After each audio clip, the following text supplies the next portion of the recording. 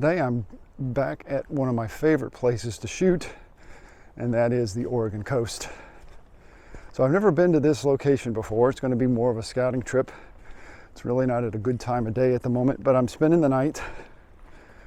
So I've got sunset and maybe a sunrise, depending on what the weather does tomorrow.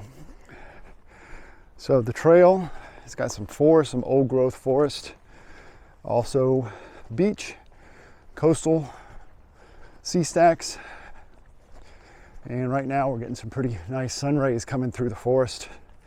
I kind of have to watch for my footing because the trail is like really muddy. So let's get started and let me share where I live.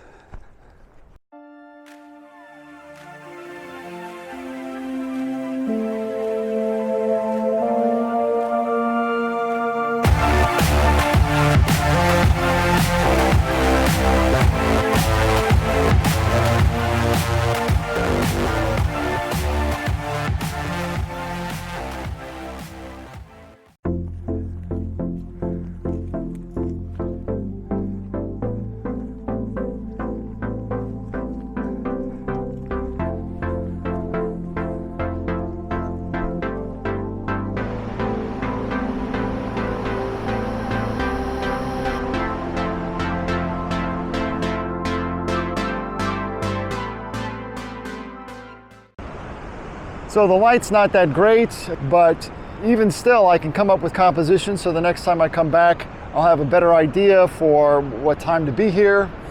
And it's just good practice. I mean, every time you go out and just shoot, it's going to be good practice. So let me show you. So first I did a landscape composition, and my center of interest is this arch sea stack right out there. That's pretty sweet.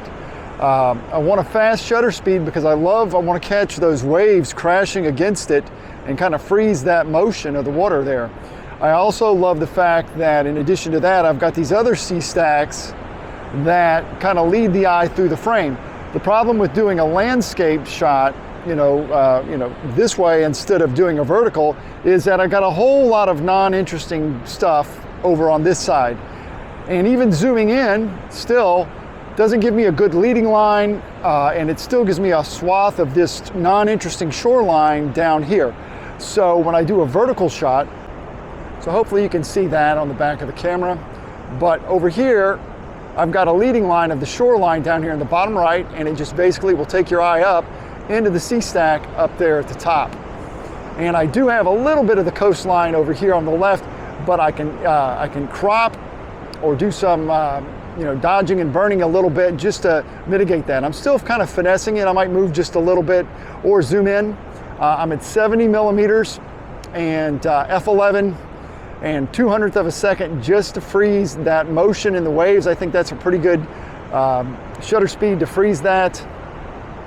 And ISO 400. So standing here on this cliff, it gets cold really quick, so I had to put my jacket and my hat back on. It's about a 2-mile hike from the parking lot to get here, but not too bad. Muddy, just really, really muddy. The other composition from this location that I like is this old lighthouse that's off the coast. It's not in service anymore, but it's really, really cool. Unfortunately, again, with the flat lighting and low contrast, it's not going to be like the most awesome photo, but it'll be very minimalist. And I'm kind of like digging on that aspect of it being very, just a lighthouse in the middle of nothing. So that's what I'm kind of going to go for with this shot. I got my long lens on. I'm at 400 millimeters, or right at that, and f8. And just basically I'm exposing to the right so I can get as much detail out of the shadows of the rocks out there that the lighthouse is on without blowing out my highlights. So I'm just, even though it's showing that I'm, the camera's meter shows that at 0, it looks dark to me. So I am exposing to the right to make sure that I've got detail in those rocks because it's just a low contrast scene. So I don't know if you can see the lighthouse. You should be able to. It is like right out there. And f8, ISO 100. And again, I am at 400 millimeters. I've got my image stabilization on. I've got a 5-second timer on, so I can just basically mitigate any type of camera shake, because there's definitely a little bit of wind. Even with the tripod firmly planted, it's windy up here. And you add the fact that I'm at 400 millimeters, I need all the help I can get to make sure that there's no jitter and I've got a really, really sharp photo. So I'm checking afterwards as well. So 5-second timer, image stabilization on, and also I have a polarizer on just to try to darken up and enrich just whatever I can possibly do off of the water and on the rocks down there at the lighthouse. So I think this is going to be a really cool minimalist photo, and I'll show it to you at the end of the video. So hiking back to the parking lot, there's an overlook that's much, much closer than the 2-mile trek. I went all the way to the beach, and this is much closer to the arch, so I'm going to get a better photograph, I think. It's not dead on, but the good thing is I've got an app on my phone. It's called Photo Pills, so I'm hoping this is able to focus on that. But the sun, you can see that line on my phone, the sun is going to set right between, just to the left of the arch.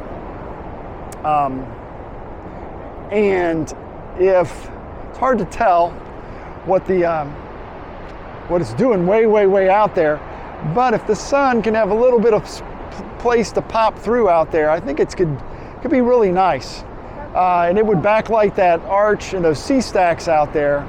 So I'm going to come back right around sunset. It's only a 10-minute hike or so from the parking lot. And hopefully the sun will be able to be peeking out behind those clouds, and I won't get a marine layer that just blocks everything. If it does, then I won't get anything, but we're going to try. So I'm up at the Overlook. It's about 45 minutes before the sun sets, maybe an hour at the most. But you get here early, because you never know what the light's going to do. If you wait and show up 10 minutes before sunset, you could have missed some of the best light. So always get there early. Ask me how I know.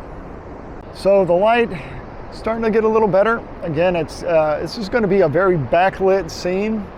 So I'm not going to get a lot of detail in any of the rocks, but the light, I think, is going to be really pretty, and the sky is going to be really pretty, and you're going to be able to see the sea stacks almost silhouetted. You'll see just a small amount as the light comes across the top. I think we'll see a little detail there. But let me show you what it looks like, if I can, on the back of the camera.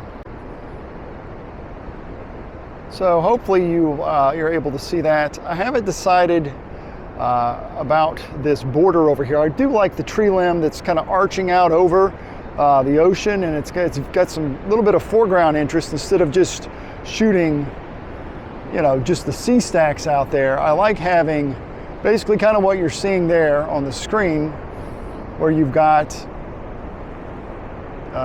where is it at? Over here you got the tree, a little bit of style interest over here in the foreground, and then you got, hopefully the sky is going to be really pretty. I think, unless it just totally obscures it, I think it'll glow. I've got my fingers crossed we'll get a really pretty sunset. But the sea stacks are the main interest, and the idea is just to pull the eye out and up into the sky. The sky is what I'm hoping is going to steal the show tonight. So we just wait. Well, it's really probably not going to have anything of any good, so I'm going to pack it up and head back to the van. I'll show you the best that I get regardless, because it's important. You got to realize that no matter what photographer you might follow or on YouTube or enjoy watching or seeing their photos on Instagram, that's not the norm. That is the exception. We go out a lot, and most of the time we don't come away with stuff that's that great. There's a lot of things that have to line up. So don't get discouraged. If those of us that do it all the time, full time, the reason that we get more photos is because we're out there a lot more than someone that can only get out on the weekends or maybe 1 or 2 days a week. So don't get discouraged, and I hope that this video will just keep you plugging along into 2021 and kind of renew your effort to to get out there and make some great photographs. So I'm going to say goodbye from Ecola State Park. I hope you enjoyed the video, and if you did, I would appreciate a thumbs up, and make sure you subscribe so you don't miss any of the videos that I release each and every Wednesday. Don't forget to click that little notification bell so that you get notified when a new video drops. And if you go to my website, www.jamesparkerphoto.com, you can sign up for my newsletter. I promise not to spam you to death or try to sell you presets or any of that other stuff. The only thing that I'm going to send you are things that I'm doing, workshops that I'm running, things of that nature that you might be interested in. I promise not to fill up your mailbox 5 times a day. So thanks for watching, and we'll see you next time. More than a mile off the Oregon coast sits Terrible Tilly, the Tillamook Lighthouse. It took over 500 days to build, and it went into service on January 21st, 1881. Happy 140th birthday, Tilly. I hope my photo conveys the harsh conditions and isolation the lighthouse keepers must have felt.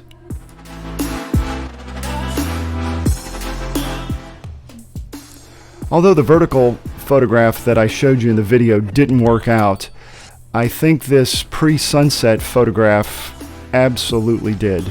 Before the sun went behind that bank of clouds, I managed to capture this, and I think it's absolutely gorgeous. The golden tones, the yellow sun, and the sun raking across the sea stacks is just fantastic.